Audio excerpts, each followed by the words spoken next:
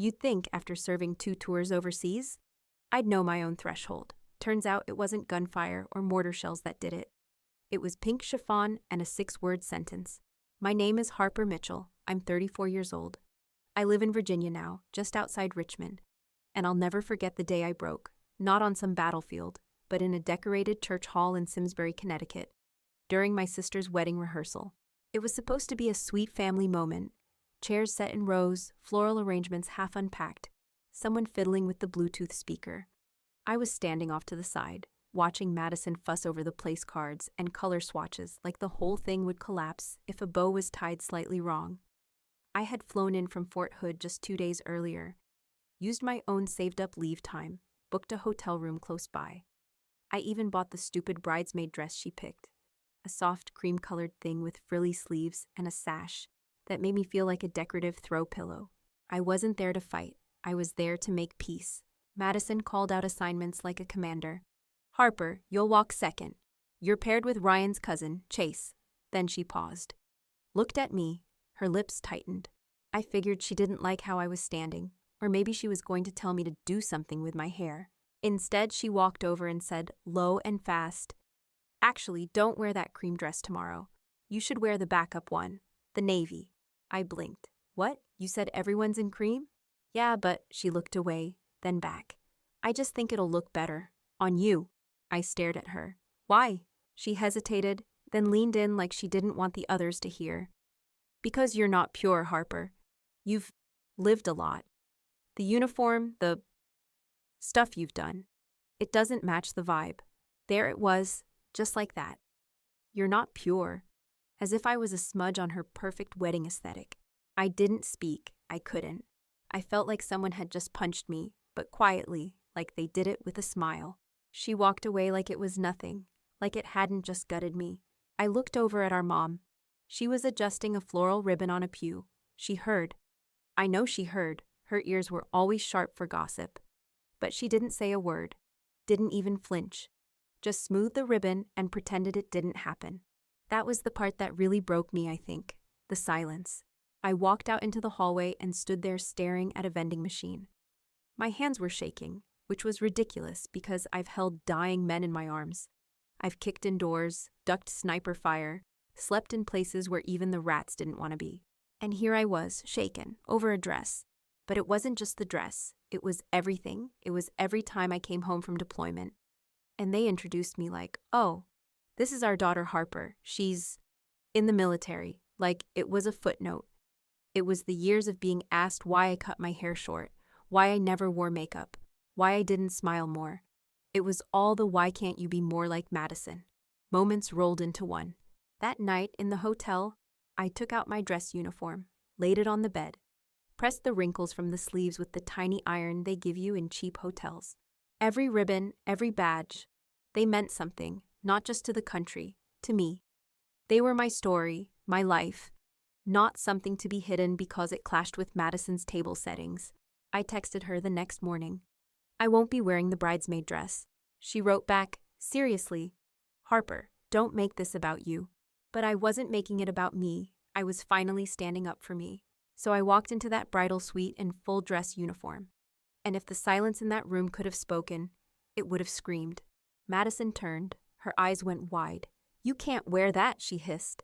I adjusted my cuffs and said, I already am. This story isn't about war. It's about a different kind of battle. The one where you finally stop shrinking yourself to fit someone else's expectations. And for me, that battle started in a Connecticut church hall, in front of a rack of tulle and judgment. Growing up in Simsbury felt like being a background actor in someone else's fairy tale. Madison was always the lead. Blonde hair, straight A report cards, homecoming queen, the whole package. My parents, Susan and Robert Mitchell, thought the sun rose and set on her perfect little smile. We had this staircase in our house with a landing halfway up where Mom displayed all our school photos. Madison's were always framed in gold. Mine were stuck in silver. I noticed that when I was about 10. Never forgot it. I was the younger one. Not the cute one, not the obedient one. The difficult one, as my dad called me after I broke the garage door trying to build a zip line with rope and a skateboard. I wasn't bad. I was just curious, loud. I wanted to climb trees, not sit still with a flute. I asked too many questions. I didn't like dresses. I hated ballet after the first 3 classes and quit, which apparently was disrespectful to all the money they'd spent on the shoes. Why can't you be more like Madison? That was the anthem in our house. If I came home with a B, it was a lecture. If Madison brought home the same grade, she got a hug and well, she's trying her best. I remember being 12 and overhearing Mom on the phone with her sister. She said, "Harper's going through that tomboy phase. Hopefully she grows out of it before high school." Phase, like it was a rash. In high school, Madison was the golden girl. Prom court, student council, dating the quarterback. I was the girl who wore army boots and learned how to throw a proper punch from YouTube. The guidance counselor once asked if I had anger issues. I had don't feel like getting pushed around issues. Our house wasn't abusive, but it was cold, polite, controlled. You had to earn love with good posture and thank you notes. So when I sat down at the kitchen table halfway through senior year and said I'd enlisted in the Army, it wasn't a conversation. It was a detonation. Dad folded his newspaper slowly, like I'd just said I wanted to become a stripper. Mom's fork froze halfway to her mouth. "You mean ROTC?" she asked. Enlist. Basic starts in July. The silence after that was deafening. I'll never forget the look on Madison's face. She just laughed, soft and bitter. "You're throwing your life away," she said. Like for real. It hit me harder than I expected. Not because I needed her approval, but because I guess, somewhere deep down, I still hoped she'd be proud of me. Dad called it a waste of potential. Mom cried. For a week straight, they tried to talk me out of it. Suggested community college, cosmetology school, even a job at the bank where my aunt worked. I didn't budge. At graduation, when Madison stood up to accept her 3rd scholarship and everyone clapped like the ceiling was going to fall down, I sat in the back row, waiting for my name to be called. I didn't get a standing ovation, just a few polite claps from my classmates and a tight-lipped nod from Dad. They didn't come to my basic training graduation, said it was too far. I stopped sending postcards after the first 6 months. But the Army saved me. I met people who didn't care where I came from or what I wore or whether I smiled on cue. I learned how to fire a rifle, fix a Humvee, lead a team through chaos and sandstorms. I built a life they never thought I was capable of. Still, every Christmas, every rare visit home, it was the same. Madison was the center of the conversation. Her marketing job, her apartment in Boston, her boyfriend of the month.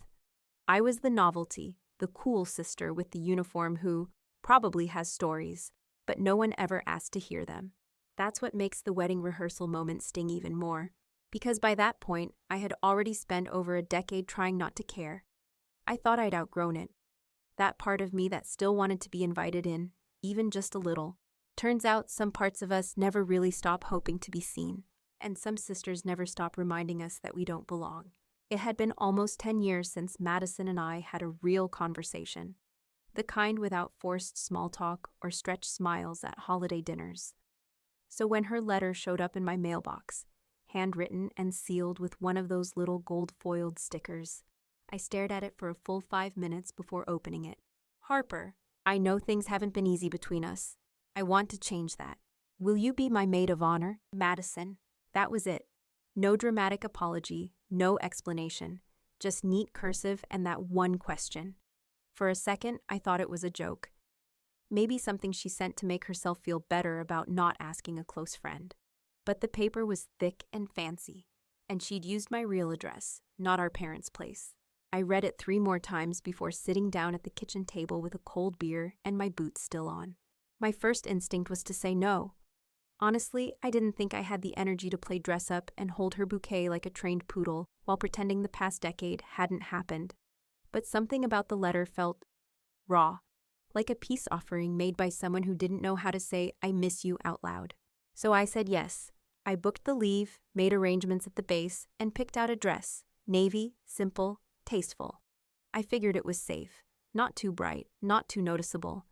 I didn't want to give her any reason to feel embarrassed about me standing beside her. I even scheduled a hair appointment for the day before, just to smooth things over, literally and figuratively. Still, I packed my army dress uniform. I told myself it was just in case she changed her mind. But deep down, I think I already knew it was more than that. I just didn't want to admit it yet.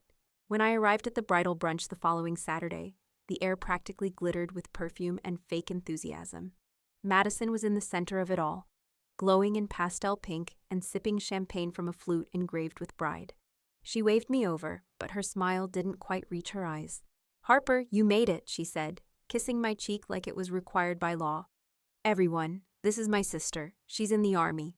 There it was, like always, a title instead of a name. The bridal party looked me up and down like I was a guest speaker from a foreign country. They were all perfectly smooth, tan, and dressed like they'd been plucked out of a lifestyle magazine. I was in a blouse from Marshall's and black slacks that still had the crease from my suitcase. One of the bridesmaids, her friend Rachel, I think, leaned in. "So, have you ever shot anyone?" I blinked. "Is that seriously your first question?" She laughed like I was kidding. I wasn't. The whole day was like that. Them talking around me, not to me. Lots of "that's so brave" and "wow, I could never do that," with wide eyes and subtle distancing. Like I might snap at any moment. Madison didn't say much, just nodded along and occasionally stepped in with a redirect. "Harper's not really into all this glam stuff," or "she's more practical than sentimental." Translation: don't expect her to cry when I try on my veil. Still, I didn't leave. I smiled, I poured drinks, I helped with the flower mock-ups. I let myself believe this was her way of rebuilding something, even if it looked awkward and uneven. Maybe this was just the warm-up. At dinner, Madison handed me a little pink tote bag with MOH in glitter across the front. Inside was a silk robe, a travel-sized perfume bottle, and a card that read, "Thanks for standing beside me, even after all this time." I sat with that line for a long time that night. Even after all this time. It wasn't an apology, but it was the closest I'd ever gotten from her. Back at the hotel, I hung the navy dress on the door. It looked nice, actually, clean, simple. But when I glanced at my uniform, still zipped up in its bag by the corner, I couldn't help feeling like it had more truth in it than anything I'd worn all day. Still, I told myself, it's just one weekend, one wedding. Maybe we were finally turning a corner. Maybe this time would be different. I didn't know yet how wrong I was. The church was already half decorated when I arrived for the rehearsal the next evening. White roses, tulle bows, candles lined up like little soldiers down the aisle. It looked like a Pinterest board had exploded. Perfect and delicate. Every inch fussed over. Madison was at the front with her clipboard, giving orders like a general in heels. "Places, everyone. Let's try to walk like we've done this before."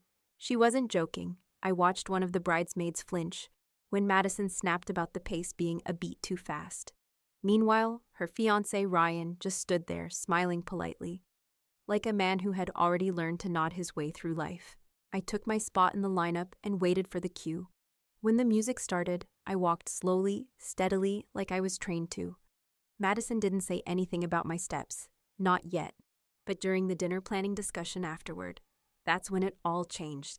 We were gathered in the reception hall's side room, a long table covered in sample place cards, linens, and tiny candles that I guess were supposed to match the table runners. Madison sat at the head like it was a board meeting. I stayed quiet, mostly listening, sipping from a glass of water. Someone mentioned attire for the rehearsal dinner. Rachel asked if we should coordinate colors. So the photos look cohesive. "I was thinking of wearing my cream dress," I said casually. "The one I wore to the brunch." That was it. That was the sentence. And Madison's reaction was instant. Her eyes cut to me, sharp, cold, calculating. "Actually, no, you shouldn't wear cream." I blinked. "Why not?" She hesitated, then gave a tight smile, the kind you wear when you're lying to a cop. It doesn't really work with the aesthetic. It's the color everyone else is wearing," I said, trying to keep my voice even.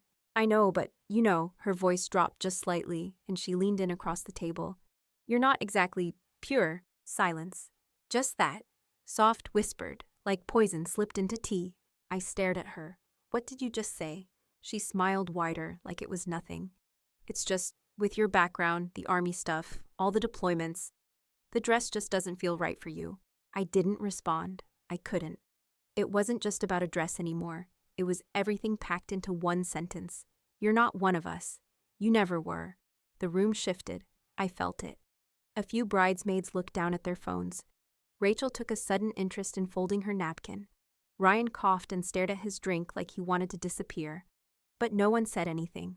Then I looked at my mother. She was sitting 2 seats down, right there, close enough to hear every word. She didn't speak, she didn't blink. She just took a small sip from her wine glass and looked away. That was the moment I felt it, the same hollow feeling I used to get when mail call came during deployment and there was nothing for me. That quiet ache in the chest, that awareness that even when you're surrounded by people, you can still be completely alone. I stood up. "Excuse me," I said, pushing in my chair. No one stopped me. No one asked if I was okay. Outside, I sat in my car and stared through the windshield at the brick wall across the parking lot. I couldn't cry. I wouldn't. But my jaw ached from how hard I was clenching it. It wasn't about purity. That wasn't what she meant. It was about control, about image, about how I'd never fit into the fantasy she built for herself, no matter how much I tried. I thought saying yes to being her maid of honor was a start. I thought showing up mattered. But what Madison really wanted was for me to be quiet, compliant, invisible. The prop in the background of her big day. That night, back in the hotel, I unzipped the garment bag and laid my army uniform across the bed. Every medal, every patch, every inch of fabric had been earned. There wasn't a single part of that outfit that asked for permission to exist. And that cream dress? It could burn. I didn't sleep much. I sat in silence for a long time, watching the ceiling, trying to decide what kind of sister I wanted to be in the morning. Turns out I was done being one at all. By the time the sun came up, I already knew what I was going to do. I sat on the edge of the bed in my hotel room, staring at the cream bridesmaid dress, hanging limply on the back of the door. It looked smaller in the morning light, thinner, almost flimsy. Like if I touched it the wrong way, it might tear. I wondered how many other women had worn something like it and stayed quiet through their own humiliation, smiling through gritted teeth for the sake of family, for the sake of peace. Not me, not today. I stood up, walked over to the closet, and unzipped the garment bag. My army dress uniform was exactly how I left it, pressed, clean, sharp. The medals on the chest caught the light. I ran my hand down the sleeve and felt something steady inside me. Not pride exactly, but clarity. Every ribbon had a story, every pin, a price. I'd worn this uniform in desert heat and pouring rain, at ceremonies, funerals, and flag-raising events in countries most Americans couldn't find on a map. And now I was going to wear it to a wedding. Not because it matched the theme, but because it matched me. I pulled my hair back into a tight bun, removed the false lashes one by one, wiped off the makeup that felt like a mask, and slipped out of the shapewear that had made it hard to breathe the night before. I looked at my reflection in the mirror and, for the first time that week, I saw myself again. Not Harper the disappointment, not Harper the afterthought, just Harper Mitchell, Staff Sergeant, U.S. Army. Whole, uninvited, and fully present. I put on the uniform. Every button clicked into place like it was confirming something I hadn't been brave enough to say out loud. The belt sat firm around my waist. The name tag rested clean above my heart. My boots, polished the night before, felt like armor. At 7:42 a.m., I walked into the bridal suite. The room was a pastel hurricane. Curling irons, makeup brushes, champagne flutes half full. One of the bridesmaids was standing in her robe, dabbing concealer under her eyes. Another was steaming the hem of a dress. Everyone was buzzing until they saw me. The room went silent, not a gentle hush, a sharp, gut-punched kind of silence. I didn't say a word. I didn't have to. Madison turned slowly from her chair at the vanity, her hair halfway done, curls pinned into shape. Her eyes widened. Her mouth fell open. What are you wearing?" she asked, like she'd just seen someone crash her wedding in a Halloween costume. "My uniform," I said, calm, clear. "This is what I'll be wearing today." "No," she said instantly, standing up. "No, absolutely not. You can't wear that." "Why not?" "Because it doesn't go," she hissed, stepping closer. "Harper, don't do this, please." "I'm not doing anything. I'm showing up and exactly as I am." Madison's eyes darted to the other girls in the room, all frozen like mannequins, watching. "You're making this about you. You're doing this to make a point." "No," I said. "I'm doing this because I'm done hiding." She stared at me, her breathing quick. "You promised you'd wear the navy dress." "No," I said softly. "I promised I'd be here." Our mother walked in then, holding a garment bag, and humming some old tune, probably trying to keep the mood light. She stopped dead when she saw me. Her eyes scanned the uniform, the boots, the name tag. "Oh," she said, as if I'd just spilled something on the carpet. "Say it," I told her, quieter this time. "Whatever it is, say it." She didn't. She just pressed her lips together and stepped aside. "I won't allow this," Madison snapped. "You need to change. You are not walking down the aisle looking like you're heading to a funeral." I squared my shoulders. "Then don't let me walk at all." She blinked. "What?" "If this is really about appearances," I said, "then cut me out. You've done it before." That landed like a slap. The bridesmaids looked at each other. One of them, the one with the steamer, cleared her throat and quietly slipped into the bathroom. Madison folded her arms. "You're ruining my day." "No," I said, voice steady. "I'm reclaiming mine." She stared at me like I was a stranger, and maybe in that moment I was. Because the version of me she'd built her life around, the one who kept her head down, who tried to fit in, who wore what she was told, she didn't exist anymore. "I can't believe you're doing this," Madison said again, her voice cracking just a little. I didn't answer. I just adjusted the cuffs of my sleeves. The silence grew heavy again. No one moved. I turned to leave. "I'll be in the pews." I walked out of the suite without looking back. And for the first time since I was 18, I felt completely, unapologetically myself. The bridal suite door slammed shut behind me, but the tension stuck to my skin like humidity. My boots echoed down the hallway as I walked back toward the sanctuary, my heart thudding steady in my chest. Not nervous, not scared, just awake. I hadn't made it far before I heard the voice behind me. "Harper, stop." It was Madison. I turned around slowly. She stormed up to me, heels clicking against the tile, her satin robe flaring behind her like she was mid-runway. Her cheeks were flushed, and her eyes darted to the bridesmaid who'd followed her, then back to me. "You're seriously going through with this?" I didn't answer. I didn't need to. Madison let out a shaky laugh and looked around like she was hoping someone would step in and back her up. "You do realize people are already arriving, right? There are photos, a schedule, Harper, there's a timeline." I raised my chin.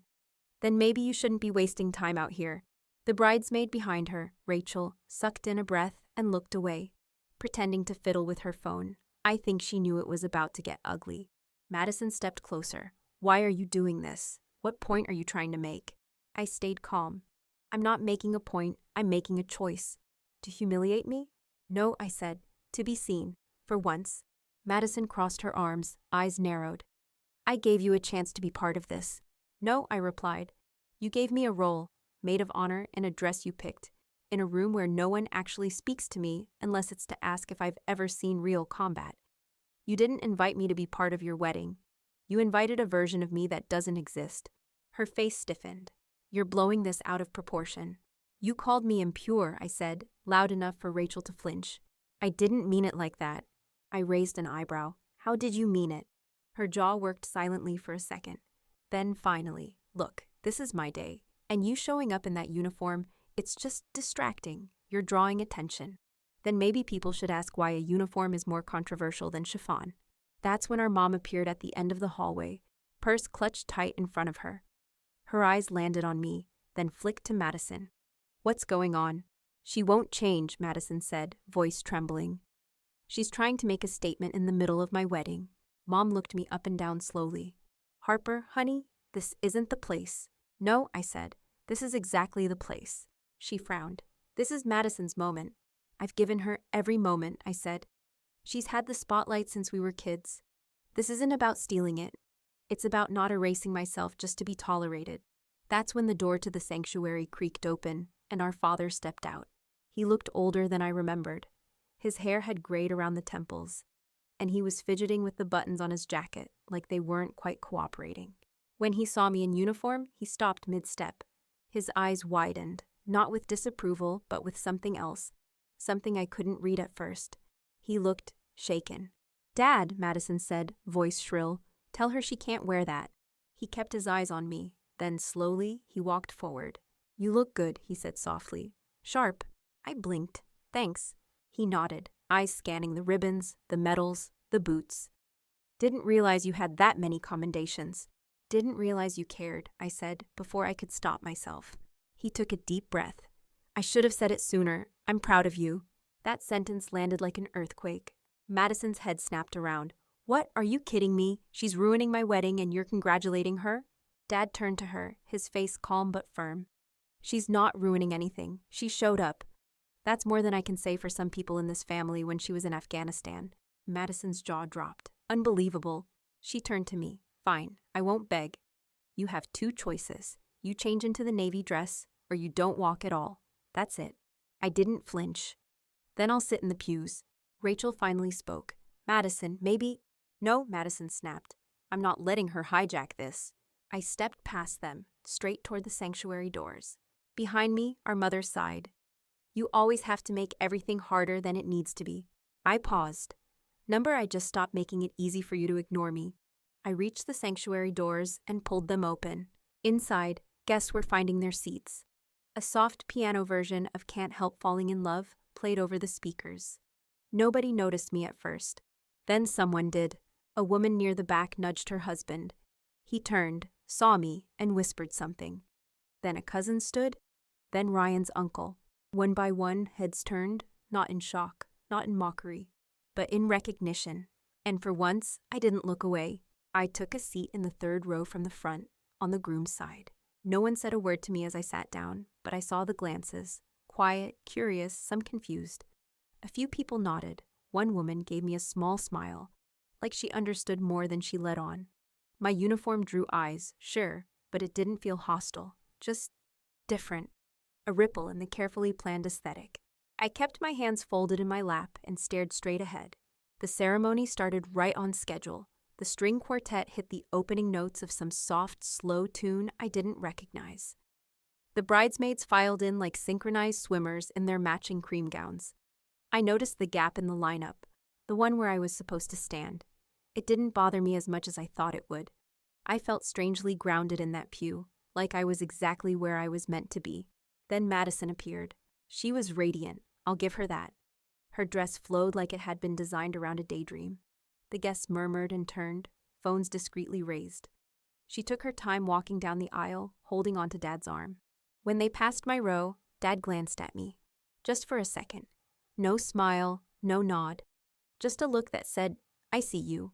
Madison didn't look at me at all. Her eyes were fixed straight ahead, jaws set, lips tight. But I saw it, the flicker. That second of recognition, that knowing. It passed through her face like a shadow. They reached the altar. The ceremony continued. Vows, laughter, a few tears. All the usual poetry people say when they want to sound deeply in love. I listened, but my focus drifted. My hands rested on my knees. My medals glinted faintly in the sunlight coming through the stained glass. No one asked me to move. No one told me I didn't belong. For once, I didn't feel like a disruption. I felt like a fact. A reality sitting right there among the candles and corsages.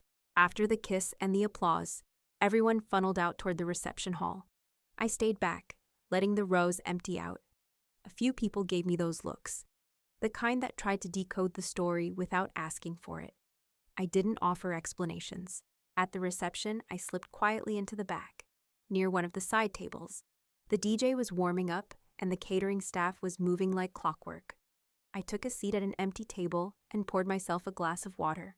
I wasn't trying to hide, I just didn't feel like performing.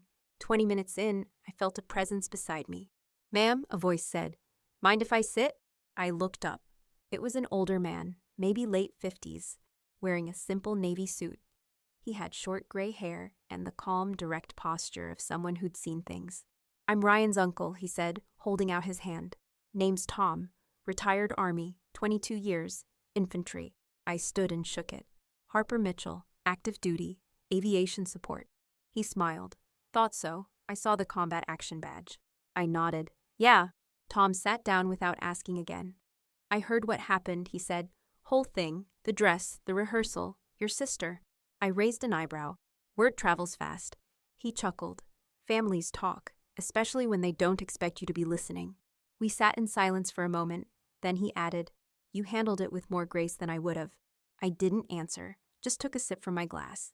I wanted to thank you, he said, suddenly serious, for serving and for showing up like that. Not many people have the spine to walk into a room full of judgment and sit down anyway. I swallowed hard.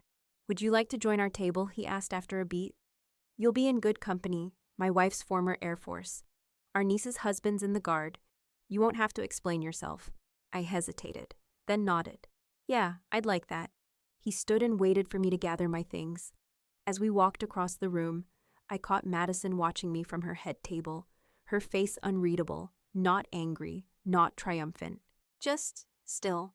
She didn't say anything, didn't smile, but she didn't look away either. It was close to midnight when Madison finally came looking for me. The reception had started thinning out. The DJ had switched to slow songs, and most of the older guests had already gone home. The head table was empty except for a couple of discarded champagne flutes and a bouquet someone left behind. I was standing near the back patio doors, sipping a ginger ale and watching a group of college kids do a half-hearted version of the electric slide. I felt her before I saw her. She moved quietly, heels in hand, hair pinned but loosening at the sides. Her makeup was faded, and her face was tired in a way that had nothing to do with dancing or long speeches. She looked human, not polished, not posed, just Madison. "Can we talk?" she asked, her voice barely above the music. I nodded and followed her out a side hallway, away from the crowd. She led me back to the bridal suite, the same room where it all blew up that morning. It looked different now. Diamond soys empty, makeup kits still open, bobby pins scattered like little landmines across the counter. The smell of hairspray and roses lingered faintly in the air.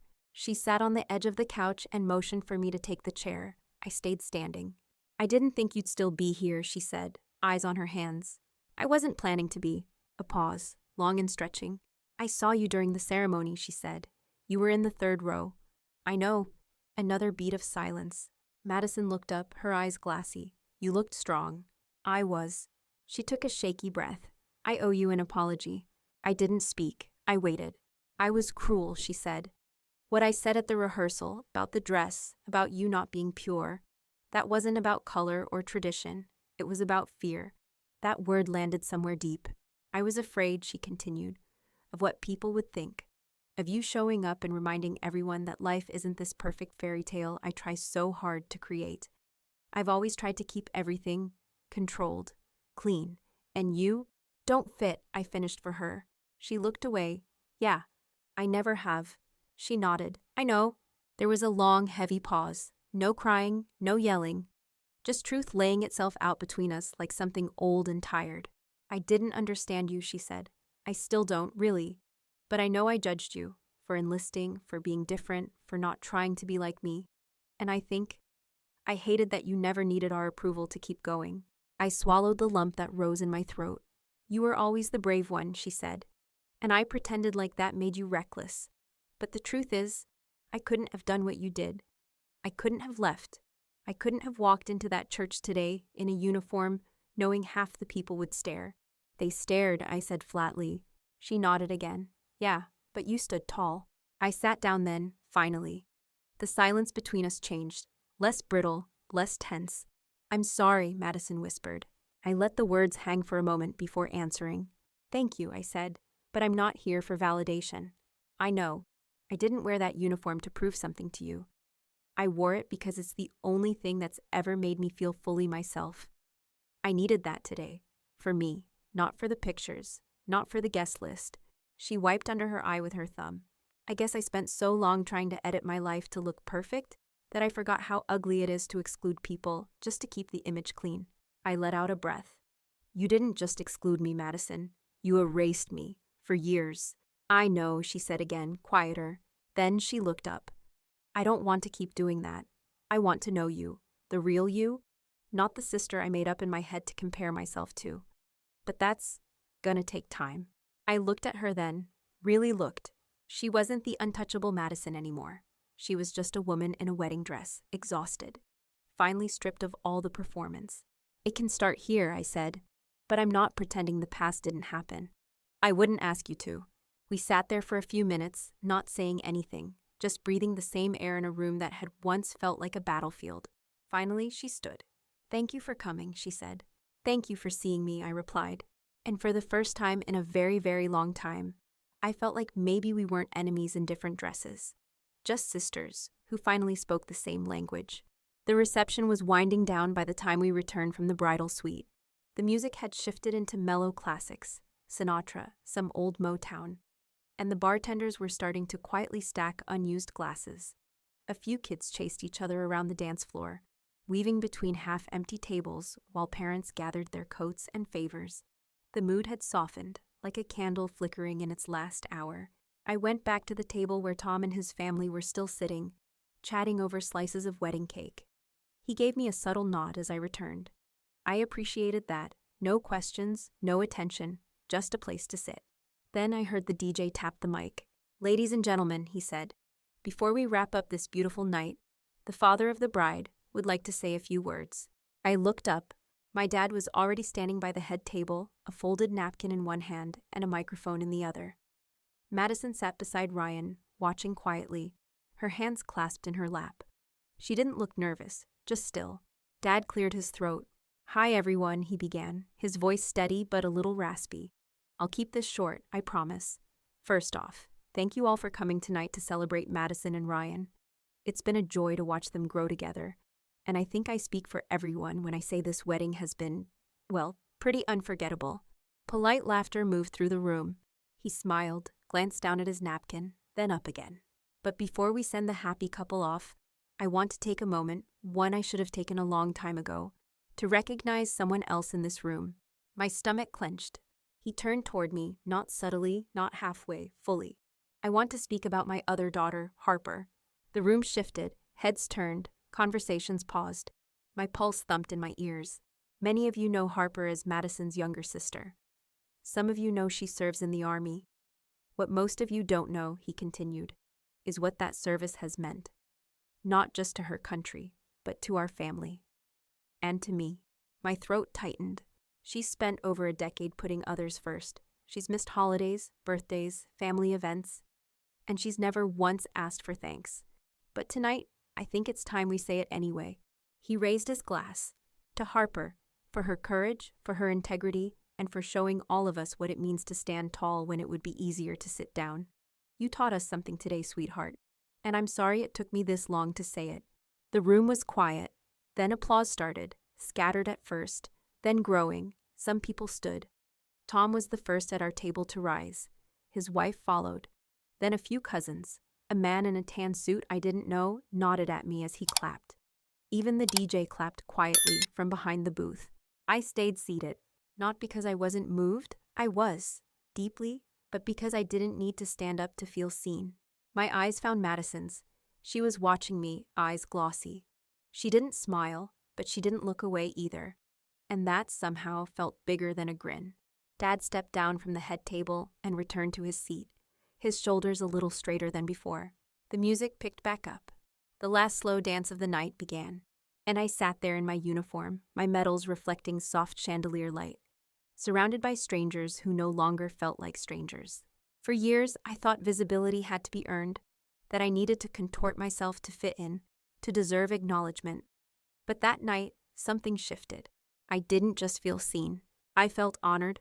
And as I looked around the room, at the people dancing, the quiet laughter, the clinking glasses, I realized something else. Being yourself isn't about defiance. It's about freedom. So if you're watching this, if you've ever been told you're too much, too different, too loud, too messy, hear me when I say this. You don't need permission to show up as yourself. You already belong.